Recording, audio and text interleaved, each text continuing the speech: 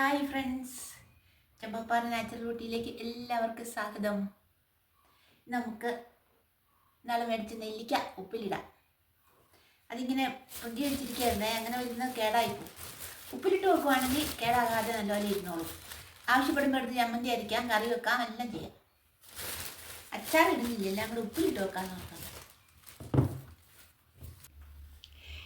നെല്ലിക്ക ഉപ്പിലിടാനായിട്ട് നമുക്കതെല്ലാം കൂടെ ഈ ഡിഷിലേക്ക് ഇട്ടിട്ട് കേടായതെല്ലാം ഒന്ന് പെറുക്കി മാറ്റാവേ. കേടായത് കൊള്ളിയാൽ ഉപ്പിലിടാനായിട്ട്. കേടായ ഉപ്പിലിട്ടാൽ പെട്ടെന്ന് എല്ലാം കേട് പിടിക്കും. അതുകൊണ്ട് കേടായ നെല്ലിക്കയൊക്കെ എടുത്ത് മാറ്റിയിട്ട് നല്ലത് മാത്രം ഉപ്പിലിട്ട് വെക്കാം. കേടായതെടുത്ത് മാറ്റി വെക്കുകയാണെങ്കിൽ അത് കേടായ ഭാഗം ചെത്തിക്കളഞ്ഞിട്ട് ചമ്മന്തി അരയ്ക്കോ ഒക്കെ ചെയ്യാവേ. അതുകൊണ്ട് കേടായതും എല്ലാം എടുത്ത് മാറ്റിയതിന് ശേഷം നല്ല നെല്ലിക്ക മാത്രം എടുത്ത് ഉപ്പിലിടാം. അതാണ് നല്ലത്. അതിനുശേഷം എല്ലാം കൂടി ഒന്ന് കഴുകിയെടുക്കണം.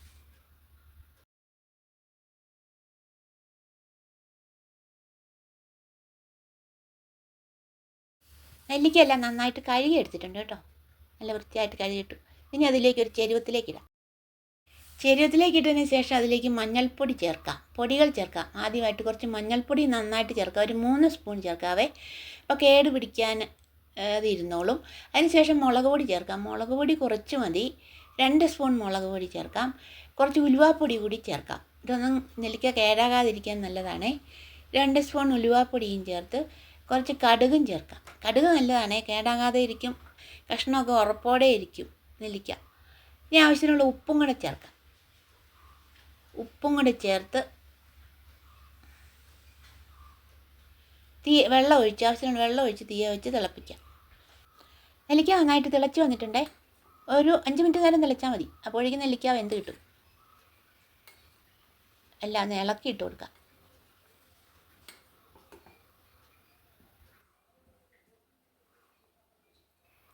നെല്ലിക്ക നന്നായിട്ട് വെന്ത് വന്നിട്ടുണ്ട് കേട്ടോ. നന്നായിട്ട് തിളച്ചു.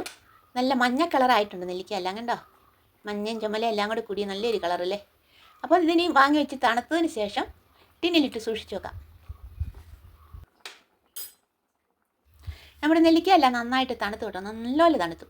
ഇനി കഴുകി ഉണക്കി വൃത്തിയാക്കി വെച്ചിരിക്കുന്ന ടിന്നിലേക്ക് ഇട്ട് വെക്കാം. ഇങ്ങനെ ഇട്ട് വെക്കുവാണെങ്കിൽ എത്ര നാൾ വേണമെങ്കിലും കേടുകൂടാതെ ഇരിക്കും. നമുക്ക് ആവശ്യപ്പെടുമ്പോൾ എടുത്ത് ചമ്മന്തി അരിക്കോ കറി വെക്കുകയോ ചാറുകറി വെക്കാനൊക്കെ കൊള്ളാം, തേങ്ങായി അരച്ച്.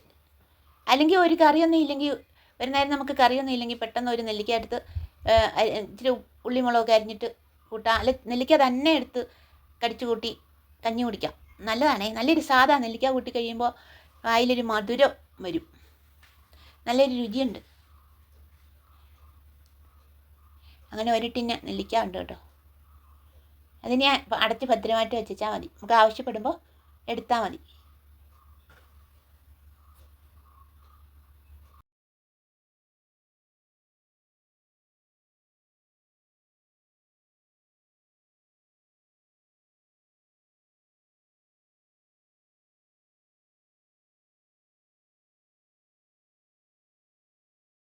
അപ്പോൾ ഇന്നത്തെ വീഡിയോ ഇത്രയേ ഉള്ളൂ കേട്ടോ.